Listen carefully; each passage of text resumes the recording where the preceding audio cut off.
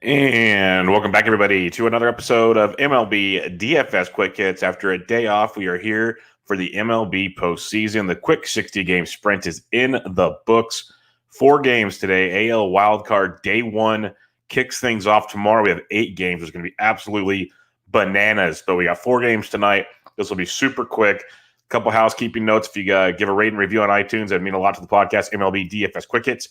If you prefer to watch this, you can go to the RotoBaller YouTube channel, give a subscribe, like, and share, and all that good stuff. And also, if you want to get in the free Fantasy Sports DGen Slack chat, just let me know. We'll get you in over there. But again, this will be a quickie. We'll go over the 4 games. We'll go game by game on this slate compared to normal.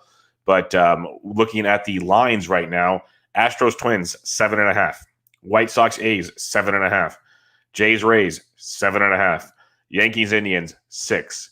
And the Rays are minus 200 favorites against the Jays. That's a biggie. Everything else, and the Twins are minus 167 over the Astros. Everything else pretty neck and neck. White Sox are actually road favorites against the Oakland Athletics.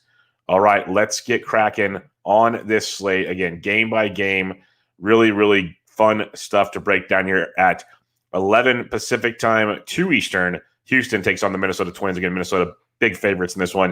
You got Kenta Maeda versus Zach Greinke. Maeda is a target of mine at $8,000. As consistent as they come. Again, it's Tuesday. Just because it's the playoffs doesn't mean it doesn't continue over at RotoBaller. The free DraftKings play. Maeda, I break down a little more in depth on that slate. Just look at his overall production this season. He's gone 6 or more innings in all but 2 of his 11 starts this year. He's given up no more than 3 earned runs in every start. So if you do the math on that, that is 9 quality starts in 11 outings. He essentially gets you 20-plus points on the season. He's averaging 24 DK points per start this season. So that is outstanding. The one thing when you're facing the Houston Astros, and we talked about it time and time again, not a massive strikeout team, especially versus right-handed pitching in the month of September, striking out about 18.5% of the time, give or take, but not a lot of power either. ISO well below 200, batting average around 240. They started to hit towards the last week of the season, but I'll take my chances when you're looking at Kenta Maeda versus this Houston Astros team and see what I can pull off there. The Astros have a 3.3 team total. Lefties hitting 291, righties 222 off Kenta Maeda. So definitely something I can get behind there. And on the flip side of things, I like targeting with the Minnesota Bats on this one. Twins have a 4.2 team total. Second highest on the slate. Lefties 250, righties 291 versus Zach Greinke. But Greinke is something to behold as of late. You know, he limits the hard contact. I'll give him that. But when you look at his game log of late and you go and just peek around at things, since August 23rd, when we separated more out here on Fangraphs, since August 23rd, that's 2, 4, 6, his last 7 starts, at least 3 earned runs in each start. He's given up at least 1 home runs in 4 of those 7 starts, 2 home runs in 2 of those 7 starts, which is pretty big. The strikeouts between 3 to 6 in almost all but 2 starts, so he's not striking out the world.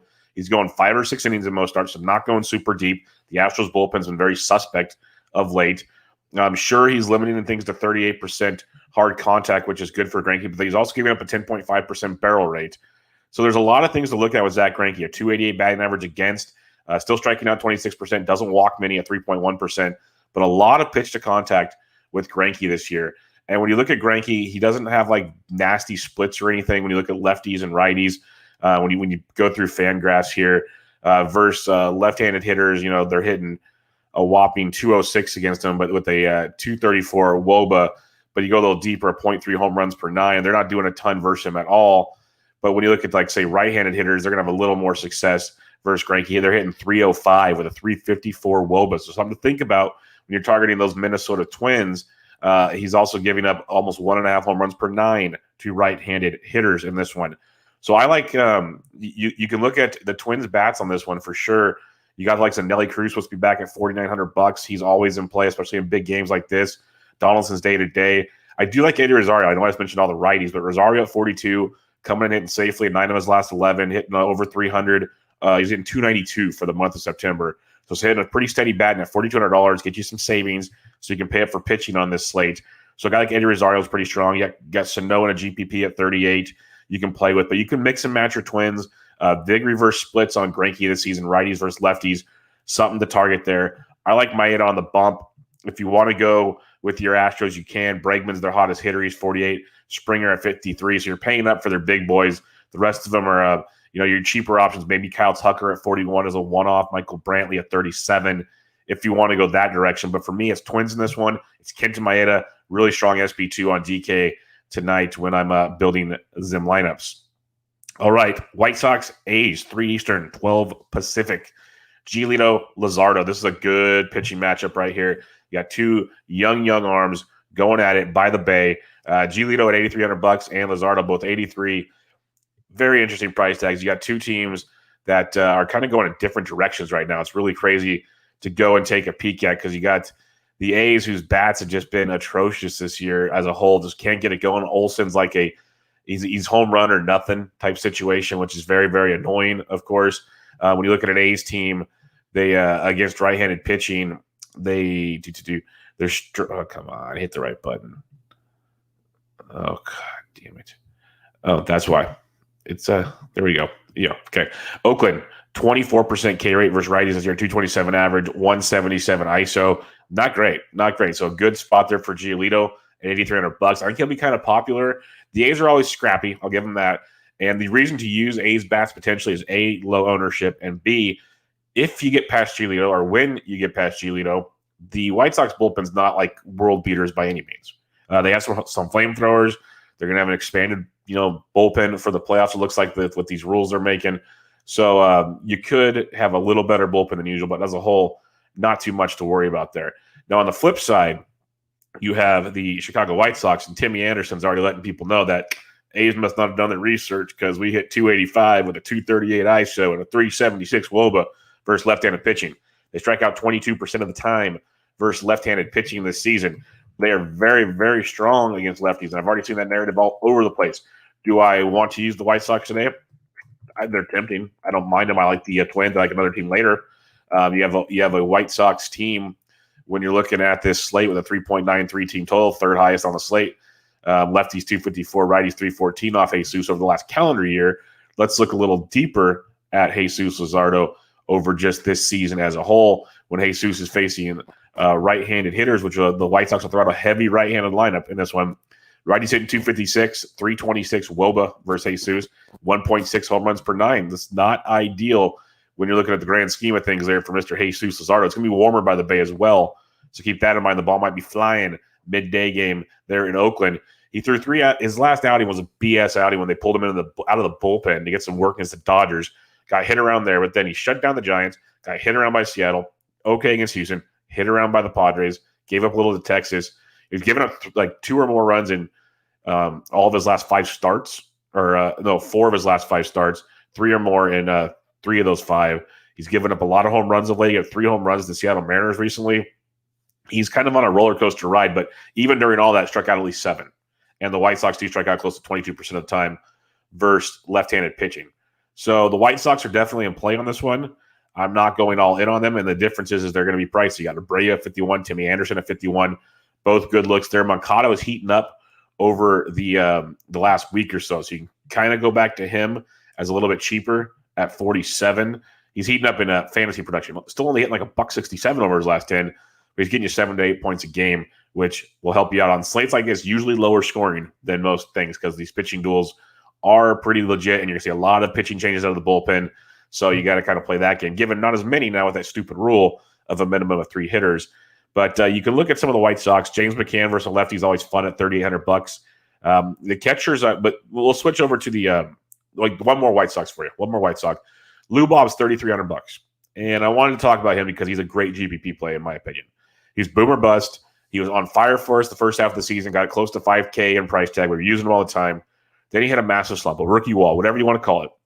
He's down to 3,300 today, and he's a guy that can put up massive production with just like getting on base, stealing some bags, got the power, all those little things.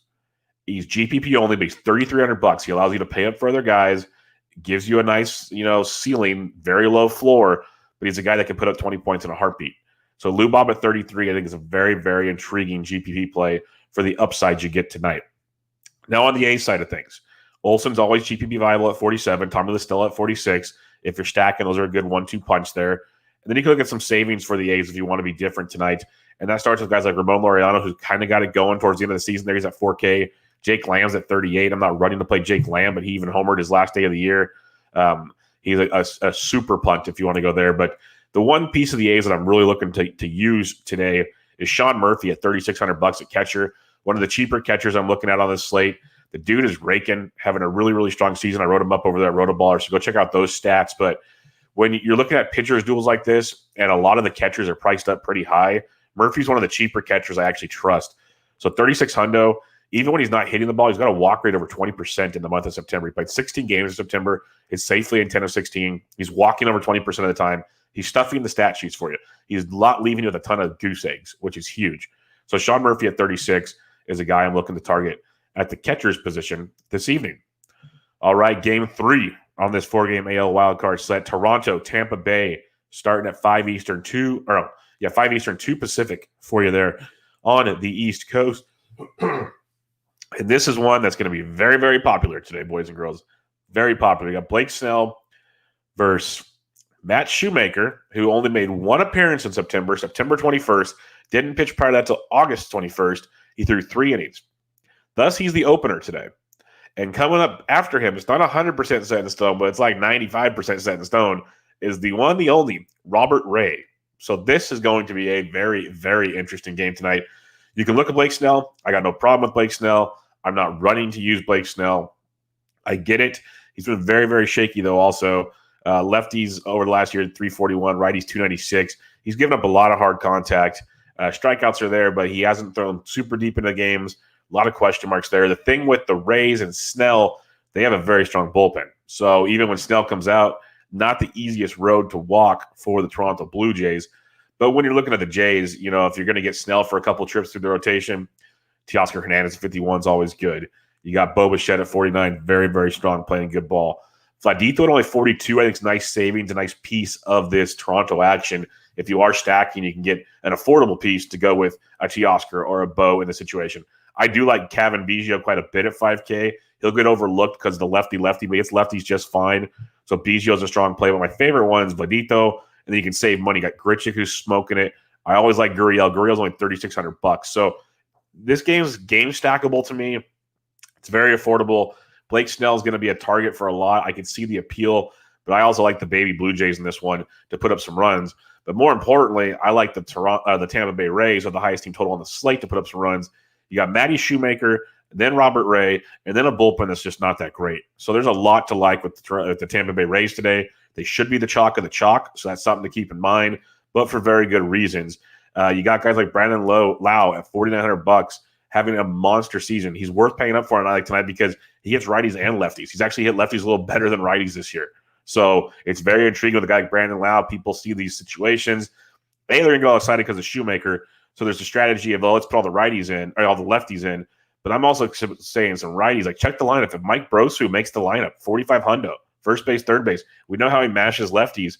Gets one appearance through Shoemaker. Then he gets Robert Ray. Boom, goes to dynamite. I still like Lau quite a bit at 49.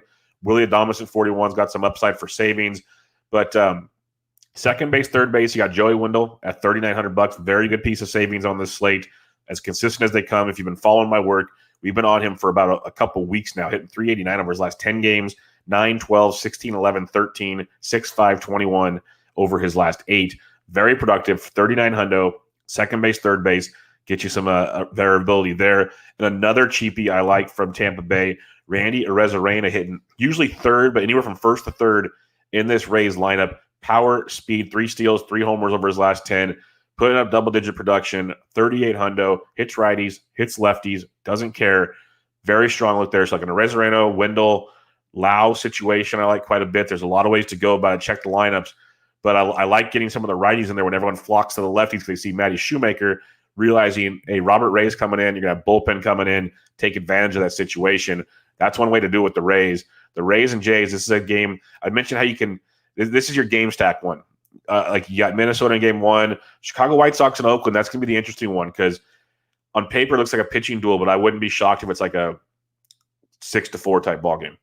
And that's where it's not like a full stack situation, but there might be a couple long balls. Like you can get a couple pieces from that game, like stack here, get a little stack here, a couple pieces from here, and then you go to the nightcap, which is must-see TV. Get you ready for the great debate tonight. And this is the important one, as Alex Fast tweeted out this morning. And gosh darn it, he's always got the goods. He tweets out, The great debate we're all waiting for tonight, Garrett Cole, Shane Bieber, hitting the bump together. This is where it's at. Like, your super contrarian players, if you're playing massive tournaments, if you're playing even 20 max for some reason, like on 4-game slates, I don't condone cash very often. You could play cash, but I want single entries, 3-entry max on situations like this. And if you're playing this slate, you're using one of Bieber and Cole. In cash, you can almost argue using both. I would, if you're going to use one or the other, I'd pair them up with Kenta Maeda in cash and in GPPs. That's where I'm going. But what I'm going to, if you're using the max entry philosophy, you better have a stack of each team against one of the aces. And what I'll also suggest is don't be afraid if you're using one of these guys, like if you're using Garrett Cole, don't be afraid to use J-Ram because A, that'll make you really unique. And Cole can throw a gym and still go up home runs. We've talked about that time and time again. But back to the matter at hand, Bieber 9K, Cole 8.6, both phenomenal. I'll take the savings with Garrett Cole. That's just me.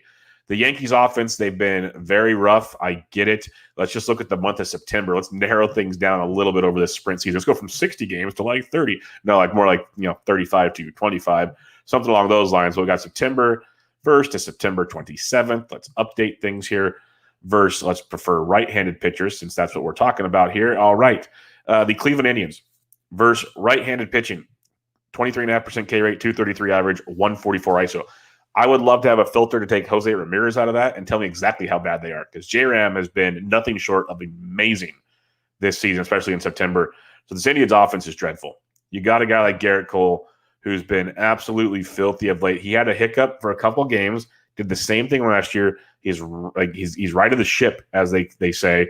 He has given up 1 earned run or less in 4 straight starts. He's got at least 6 innings in all 4 starts. He has at least 7 Ks in all 4 starts.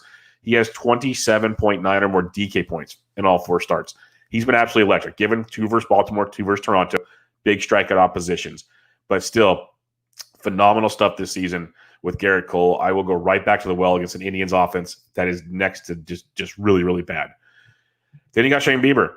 And there's the argument that he faced the AL Central, the NL Central. That's a very fair argument. Very fair argument. He's still been damn dominant. There's no sugarcoating that at all. Strikeout leader in the major leagues, likely AL Cy Young. There's arguments for AL MVP. He's only gone 5 innings in 2 of his last 4 starts. He's given up 3 earned in 2 of his last 3 starts. He's given up the long ball in the last couple starts. He has the ability to go up the long ball, but he's still getting you, even through all that, 22 or more. He's got 28 or more in 3 or 4. He's still getting you nearly 30 points a game. They're both phenomenal plays. I don't doubt any of them. But I mentioned Cleveland stats over the last month. Over the last month, the Yankees striking out 19.5% of the time. 258 average, 207 ISO, 354 WOBA. Obviously, much more power, much deeper lineup when it comes to the Yankees. So I'll take Cole. I'll take the $400 savings. I'll pair Cole up with Maeda and go there. If you want to use Bieber, I am not going to talk you out of that because I think he's a phenomenal play with a very good floor. But give me Cole in this matchup in Cleveland against Bieber and the Indians. Now, if you're using bats, I mentioned J-Ram at 53. I'm a huge fan of that. Cole gives up almost 2 home runs per 9 to left-handed hitters. He's calmed down of late. He has only given up, I think, 1 home run or 2 home runs over his last 4 starts, which is big for him. So he used to be guaranteed at least 1, if not more, every start. So J-Ram at 53, still no problem playing him tonight the way he's swinging the bat. Other than that, you could look at a Lindor who's been very, very up and down. Pick your poisons there, but it's pretty much J-Ram or nothing for the Indians for me. And then when you're looking at the Yankees against Bieber, I feel like either you need to go all or nothing against them. I mean, you need to go with guys like the Judges and the Voits and the LeMahieu's. If I'm doing a one-off, it's LeMahieu just because I think he can piece together a couple hits, score some runs, maybe get you 8+ points, which at $5,200 isn't ideal, but I can see it, being good because he'll come up to no ownership at all. No one's going to be owning this game besides the pitchers. So this is where you get your leverage if you want to. But, you can't argue Voit, power versus righties. Aaron Judge is Judge. He's starting to slowly get it going. So those are your big boys for sure. You can mix and match. Like Aaron Hicks did discount at 36, Gardner at 33, both discounts. Like on the Indian side, Tyler Naquin probably starts for Coley's 2,800. So if you're looking for savings, they're there in this lineup. I'm just not running to play these bats. I respect Cole and Bieber this much. Like we'll play Yankees in Cleveland the next few days. Like when there's Plesac or Carrasco or Tanaka or some of these other guys. We'll play those bats those days. Tonight we play Tampa Bay.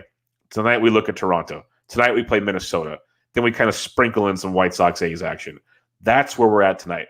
So when we look at the slate as a whole, pitching-wise, for me it's Garrett Cole, it's Kenta Maeda.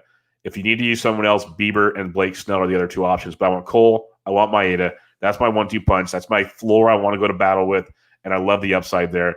So that's where I'm going in this one. And when you're looking at the bats, like I said, Tampa Bay with some affordable players like a Reza helped quite a bit there to build around, and Wendell to go with your Laus and company. Toronto, the righties. Don't forget the righties in this one because Blake Snell can get hit around. So that's good. I think Vladito at 42 is affordable. Grichuk's cheap. Gurriel at 36 are good to go with the big boys up top. And then Minnesota, I mentioned the splits for Greinke. Righties are hitting them 304 this year. They're hitting them very, very well compared to lefties. So Cruz, Sano in a GPP. Mitch Garver's back, but he stinks this year, so be careful. But, hey, YOLO, 4-game slate if you want to get there. He's cheap this week. He's cheap today. I like Eddie Rosario at 42. You got Kepler. Twins are very, very live on this one. So that's where I'd be going on the slate. It's going to be a doozy. If you have any questions, hit me up on Twitter at BDintric. Elizabeth Grubb in the chat. Giolito and Maeda with a twin stack. Wendell, Abreu, McCann, DK. That could work. Giolito's not bad. Like I tell you, that A's White Sox game is going to be interesting because it smells pitchers duel at the same time. It's got some weirdness to it that I think maybe it's more the bullpen gets hit around, not the starter so much. So I do like the twin stack. I love the bats. Twin stacks with Wendell, Abreu, McCann. Big fan of the bats. Giolito could be a difference maker for you. I'm with you there. Giolito's price on FanDuel is where you want to go because the other guys are expensive. Giolito's got a big upside on FanDuel. I'm a big fan of that. But good question, Elizabeth. And if you have any more questions, everybody, hit me up on Twitter at BDintric. I'll be happy to help you out there. Also, if you want to get in the free Fantasy Sports DJ Slack chat, just fire away and I'll get you up in there. Otherwise, rotoballer.com. Join the premium package, get premium Slack chat, premium tools, premium articles to go with all the free stuff they offer at RotoBaller. Promo code Bubba gets you taken care of there. But, hey, we have made the playoffs. It's going to be a great day. And tomorrow, 8 games of baseball postseason action. So get ready with that. I'll be back with you tomorrow. Good luck today. 4-game slate, AL Wildcard, Day 1. MLB DFS Quick Hits, your September 29th edition. I'm out.